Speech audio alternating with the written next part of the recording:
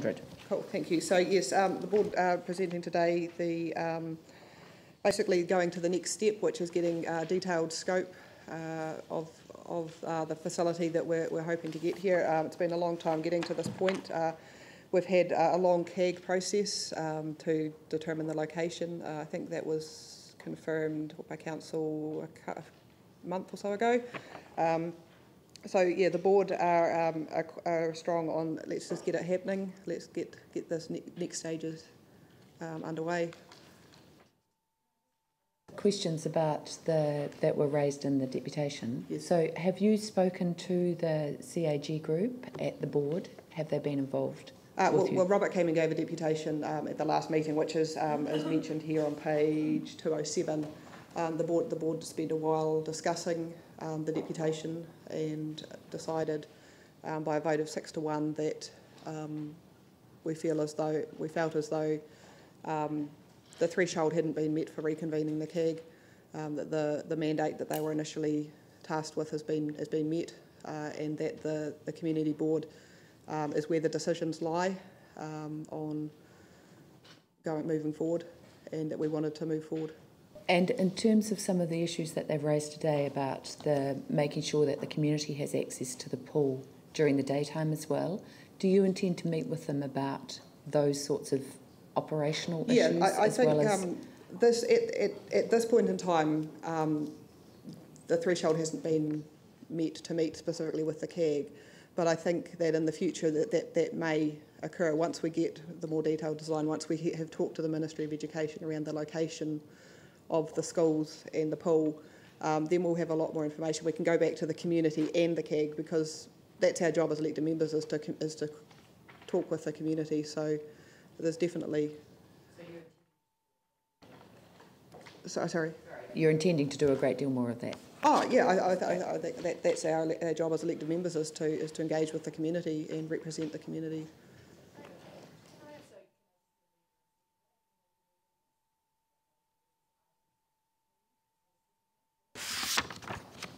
Tim? Kate? Debate? Yeah, Pauline. This is a stupid one, but are the CAG meetings open to the public? No, the CAG were because a lot of it was PX.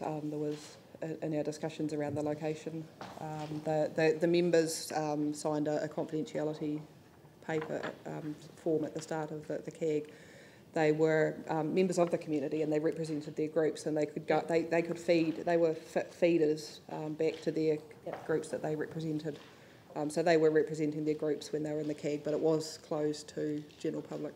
I see that Eastern Vision have recommended that CAG be reconvened with a facilitated engagement. And what's my other question about that? Oh, it's gone now. So it will reconvene, and it will be engaging. Well, I don't have a crystal ball, but I imagine if there is a threshold of where we need that expertise in the community advisory group. The community advisory group are great. They've got a huge amount of knowledge and wealth and experience and local knowledge on the area and on pools. And I think we would, as community board, be foolhardy to not continue discussions with them in the future and to get that information that they have. They're very knowledgeable people. Whether it's in the form of the formal CAG or whether it's them in their personal, in their back in their group within their groups, I don't know. Do you have any comments on the deputation that we heard and the concerns they have around perhaps demand if it's in partnership with a school or co-located with a school? Yeah. And did CAG have any concerns about that? I think that the CAG have articulated the concerns very well to the community board. At the moment, the discussions the council haven't passed a resolution for the MOE to have discussions with the council about where it's going to go. So until they do that, we can't actually have those discussions. I believe it's coming soonish to the council to that. So until the ministry and the council can actually start having those discussions, we can't have discussions with the community about it because we don't know. Right, okay.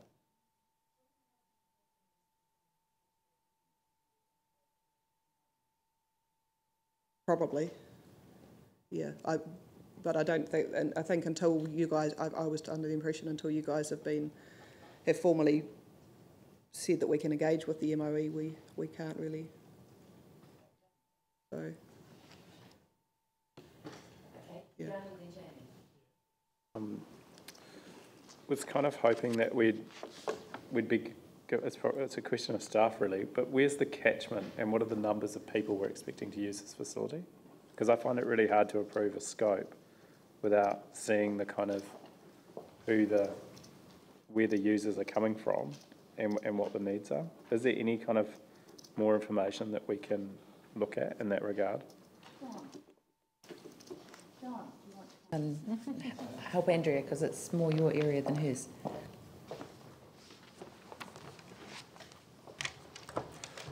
The catchment of the facility is roughly equivalent to about 60,000 people. Traditionally, the majority of the users come from within a 2 to 4 kilometre radius, but a lot come from further if they prefer the facility. The size of the facility reflects the fact that it is a larger metropolitan facility.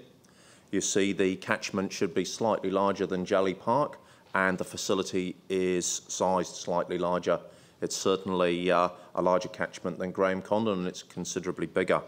So Council considered this back in the 2012-13 annual plan, where it made a specific decision on the relative size of the facility, and I think the expectation was set that it would be slightly larger than Jelly Park, and that has been reflected in the scope as detailed in the table on my copy, the 202, I think. page 202. It is a metropolitan facility. Yeah, it's a facility that we categorise in the same ilk as Jelly Park and Graham Condon and Pioneer. They are significant facilities and they are located out in the community. The council's made its decision. The hub, if you like, will be the Metro Sports facility, but this is a biggie, slightly bigger than Jelly Park, to serve a big catchment in a needy area. Right, well, it's good to have that clarification because we were given the impression that it was not considered metropolitan. So that's the word. Thank you. Yep. When I look at the facility size comparison, it's a lot smaller than Pioneer, and it's no provision for indoor courts. The wet area. Which is the bit you swim in. It's, a little bit bigger, but Pioneer is actually overcrowded as it is. Yeah. So Pioneer has a wet area of 1,964 square metres. This has a proposed wet area of 2,940 square metres, right. So it's it's at least a third larger. The Pioneer, the majority of the centre is indoor. It's 3 indoor courts. The dry area in the proposed Eastern Rec and Sports Centre is 1630. Basically, one of the main points of conversation with the Ministry of Education will be them providing indoor courts and the community having the opportunity to use them. It's one of the synergies of locating schools and pools on the same site. The vast majority, almost exclusive, community use of indoor courts happens outside school hours. The vast majority of use from schools for their own sports halls happens within school hours. So there's a great synergy there, right. And that explains the lack of courts. Yeah. So I personally feel uncomfortable with what we've heard from the advisory group today. I do think we need to set up a parallel process to actually. Sorry, can I just get into questions before we come to the debate?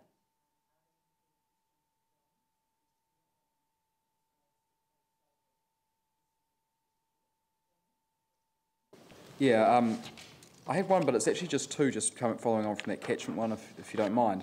Just wondering with that, with the catchments, John, is the total proposed area, does that have any effect on the catchment? As in, like, if you're proposing a bigger area, are you going to put in your projections that more people are going to go there, or do you simply put a ring around the site and say 4K radius lives X amount of people? These are all very flexible. The scope of this, we believe, is probably slightly bigger than it needs to be, and that provides for future growth. The beauty of the QE2 site, and explicit in the report, is that there will be area set aside for expansion should that be the case. Particularly with council's proposals for an indoor facility just to the south in Linwood and Woolston, and the current existence of Graham Condon and Jelly Park, the plan for the metro will be very well served. Nevertheless, we do have the opportunity to grow there should the city wish to do so in the future. I guess my question is, do you determine the catchment based on a calculation which encompasses the proposed total area?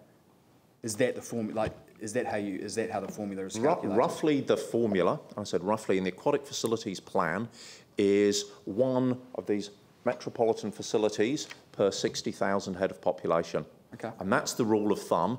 And then we look at the individualities of each community and needs to determine any different. This would be fair. This is slightly oversized. Okay, no, that's fine. And the only other question I've got there is I noticed that you do have a project contingency of 5% and a construction contingency of 5% there.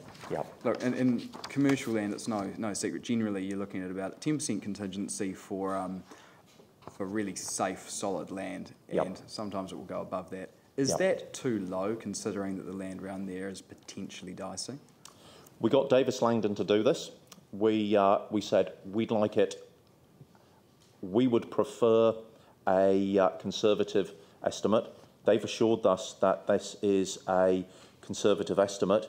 We do have contingencies on the project, and we do have contingencies on the construction.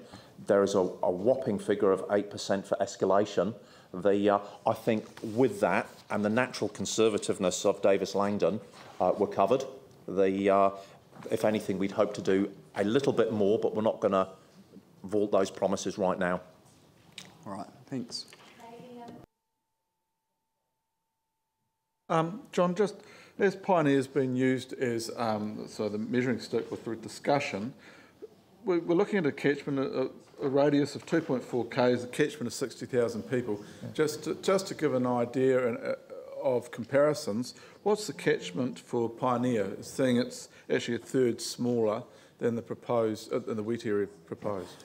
In the aquatic facilities plan, it's a very similar catchment that we plan for. I think it's fair to say that particularly in recent years, the area of the Pioneer catchment extending out to the west, that's increased in population, and I think that's been reflected in council's endeavours to bring forward the Western Recreation Sports Centre. Thank you, John.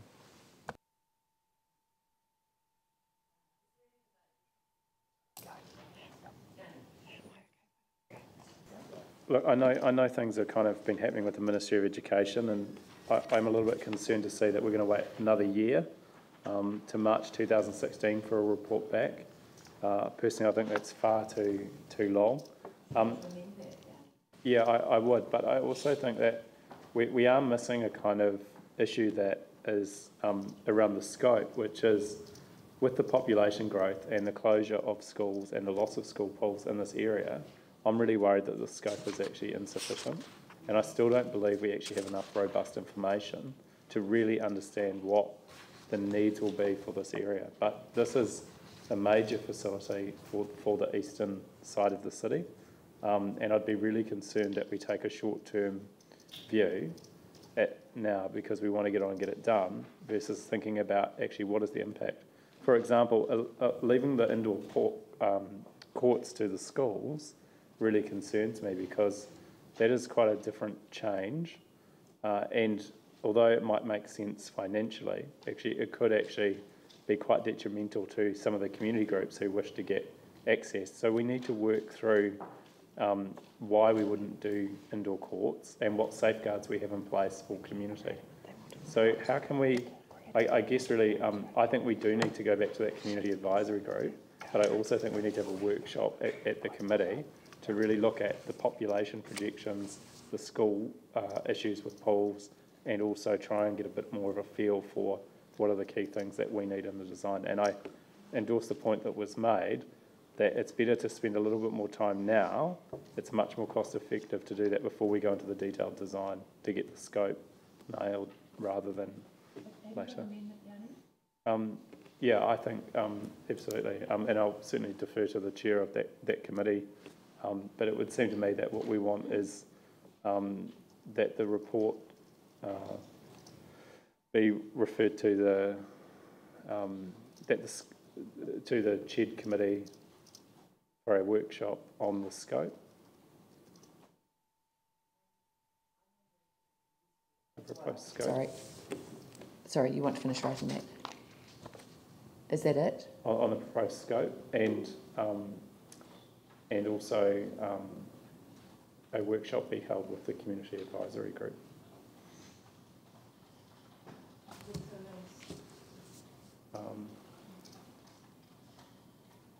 And other appropriate community boards.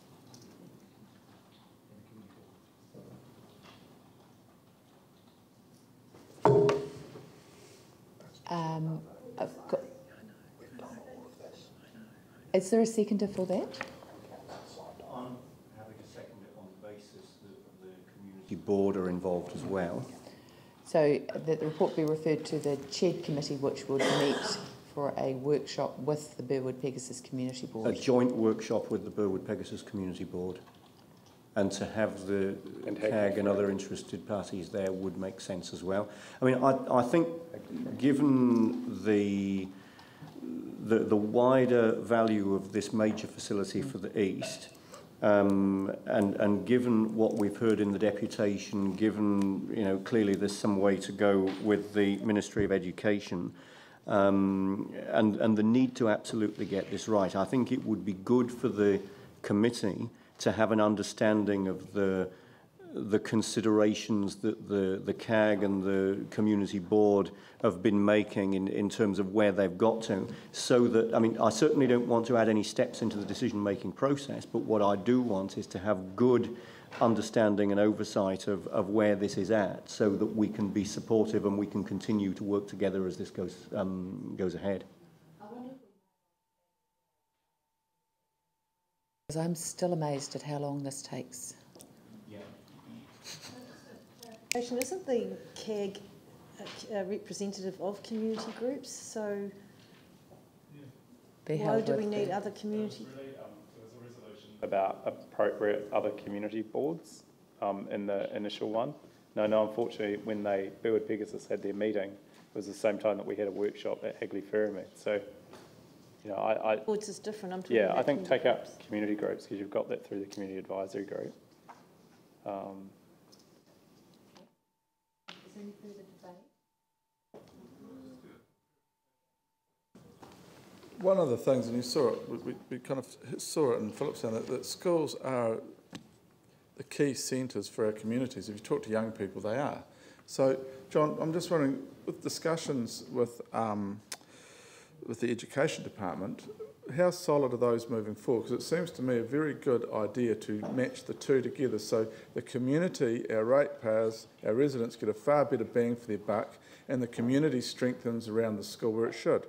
So I'm just wondering, I'm just a wee bit confused about the process with the Education Department. The process with the Ministry of Education, as we know, have been looking for a home for high schools.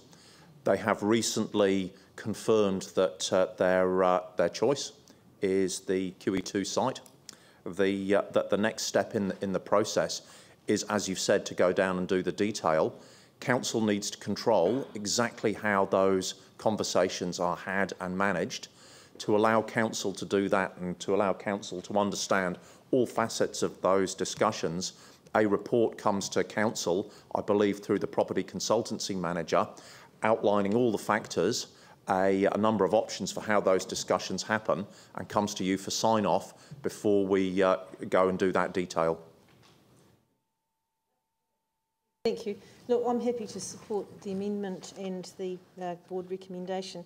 But what I will say is I think we need to have in this process a really clear definition of where the ministries, where the advantages to us, if any, in having the ministry involved in this, and where the advantages in focusing on it primarily being a community pool and a metropolitan community pool at that, so that we're not compromising the community use. And I think that it's up to these representatives here on the CAG and the community boards to actually have that clear definition in place so that we know what we're talking about and we know what type of facility we're going to get. If it's going to be a Graham Condon type thing, that's going to end up a very different thing than I think that the community thinks they're going to get.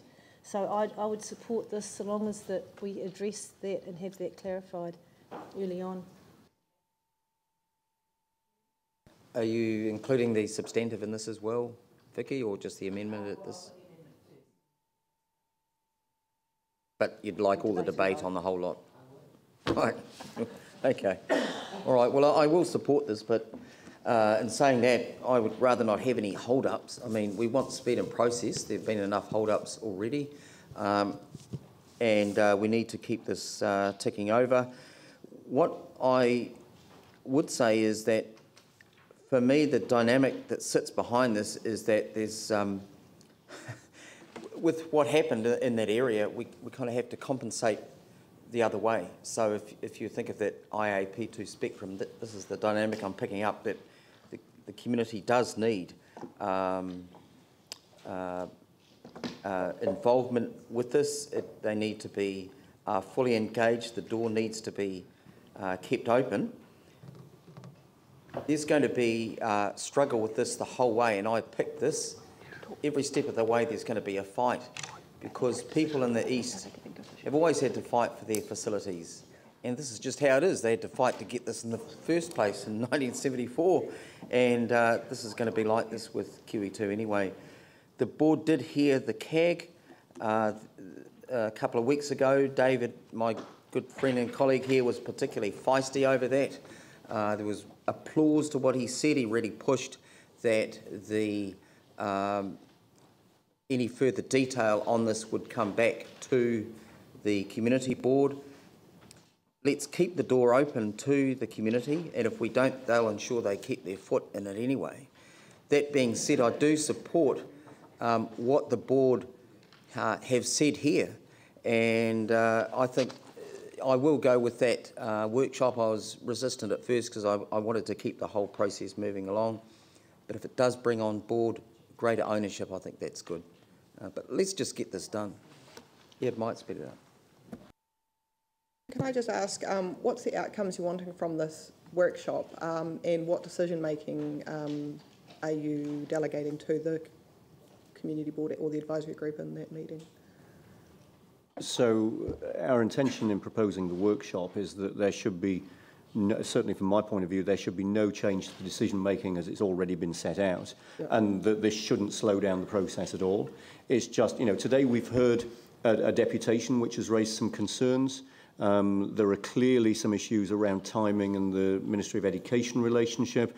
There are obviously some catchments which are wider than the ward, which we've heard about this morning as well. So I think the committee just needs to have a good understanding of where the process is at, what's happening with this major facility, where we can help, but without hindering the decision-making process or slowing things down at all. And I think it's good if the committee has got a good view of where the CAG and the community board are coming from in its thinking, so that it's socialised with a wider group of councillors, so that we're able to be supportive of what's coming through from the community and the community board as that happens. And I mean, we may well have some ideas that come out of that workshop that can speed the process up, that can allow greater involvement from the community, and that actually support the community's objectives and the board's objectives. So we need to have the conversation and we need to share the knowledge in order for that to happen. So it's more of an information sharing and sort of sharing thinking session than in any way the committee wanting to muscle in on decision making, and certainly we wouldn't want to slow things down. We definitely wouldn't want to do anything that slows down the process. As the Deputy Mayor said, if there's something comes out of that that can speed things up, I for one would be absolutely delighted. That would be the outcome I would like. Yeah, I think this timeline is far too long. Yeah, that was a good answer. But John knows that. And yes, definitely. We added in a couple of these board recommendations, or sooner, and it was our attempt to speed that up too. Right. Okay. I just wanted to make comment with regards to John talking about the fit and the synergy with the school. I think there are some lessons learned from the Graham Condon Centre, a number of them. But one other thing to keep in mind is that you may find that the school is using it during the day, but during the day is also when young mothers and young kids go. And I'd be very wary of saying it's all cool that we've got the school in there at a time that it hasn't got a high use, when in fact that is a use and it's an important use. So I just want to make that point. Yeah. Sorry?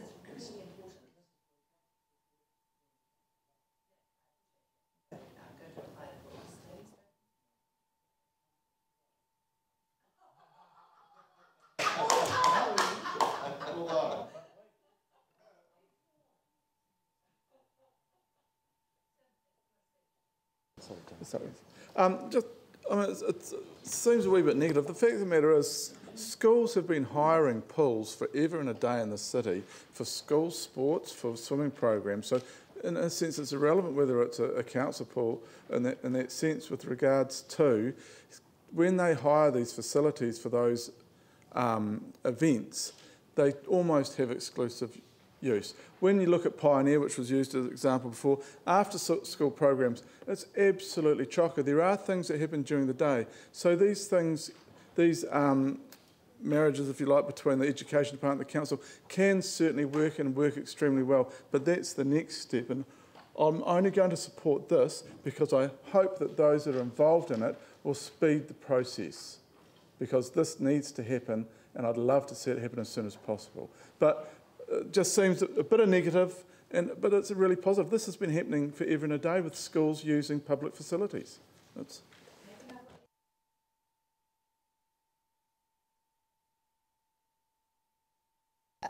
on that clarification.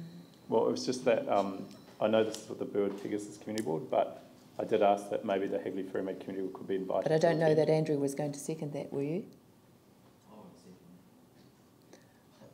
I would stick with this one and then invite some of those representatives in. Well, it's fine. I can just raise it with the chair after. That's fine. Okay. Can I suggest we put this now? I'm going to put Yanni's amendment, moved and seconded. Those in favour, please say aye. Aye. Those opposed? Carried. And that now becomes part of the substantive motion, which is moved by Glenn and seconded by Pauline. I'll put that. Those in favour, please say aye. Aye. Those opposed? Carried. Thank you. I'm going to move on to part B. Because so far we've got through half of the Burwood Pegasus Community Board. Part B. Thanks, John. Yeah, I know. Right, okay, part B. I'll put all of those.